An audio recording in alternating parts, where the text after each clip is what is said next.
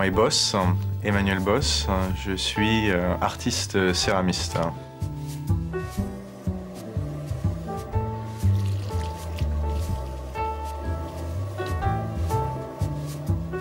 Ma pratique de la céramique constitue une exploration en fait de la matière.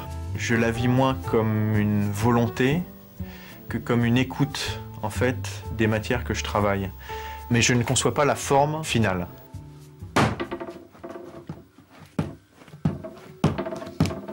Je prends une motte de terre, de la porcelaine, je la tourne sans beaucoup d'a priori, sans beaucoup d'idées sur ce qu'elle va devenir. Et les terres se révèlent en fait sur le tour.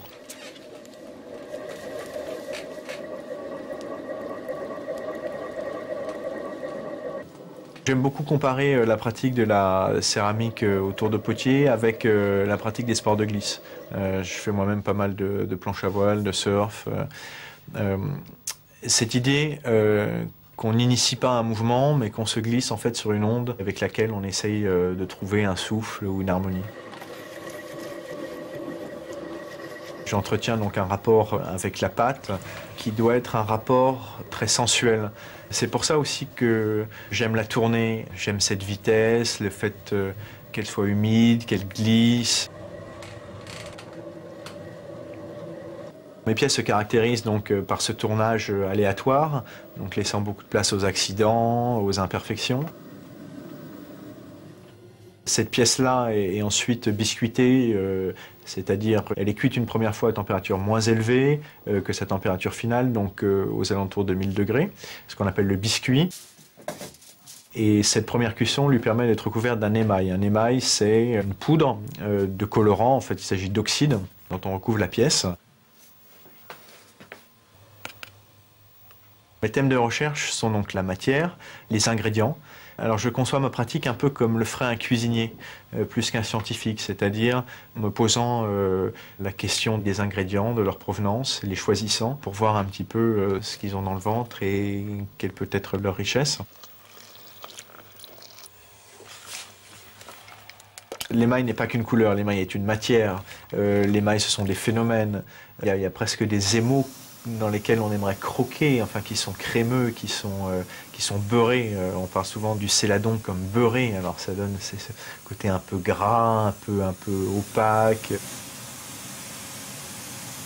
L'émail ne se conçoit pas seulement comme un médium. L'émail est une fin en soi et je le répète, c'est une matière, c'est quelque chose qui naît, qui se crée plutôt que voulu, dessiné, conçu.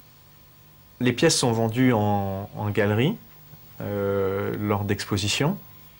Parfois également des décorateurs, des gens qui constituent des collections de céramique pour des acheteurs, viennent à l'atelier, choisir des pièces, acheter des pièces.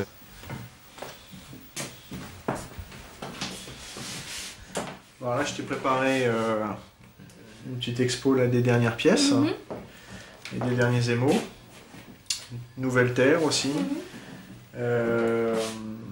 Alors là j'ai une porcelaine qui est donc colorée avec de l'ocre et de l'oxyde de titane, donc qui donne cette couleur un peu brune et qui est vraiment très plastique, elle est complètement molle, elle part dans tous les sens, puis un émail très minéral en fait. C'est vrai que sur ces pièces-là, c'est bien, on sent toujours bien ton intervention sur le tour et il reste une trace de ce qui s'est passé à ce moment-là.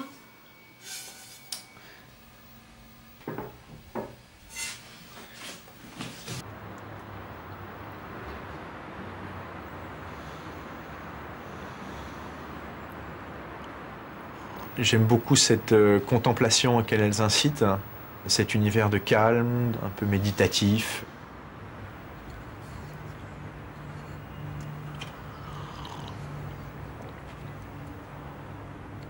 L'artiste, c'est la noblesse de l'intellect, l'artisan, le côté manuel, hein, souvent un peu dénigré. Bon, je suis un peu sur les deux tableaux. Je réfléchis beaucoup à ce que je fais, mais je fais avec mes mains, plus parfois qu'avec ma tête. Une pièce céramique est toujours une pièce qu'on caresse. On peut difficilement en fait la regarder sans vouloir la toucher.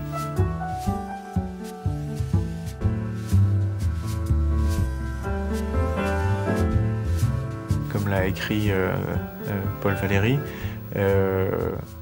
la finalité ou la fonction d'une pièce n'était plus d'être utilisée pour manger ou boire, mais pour être caressée.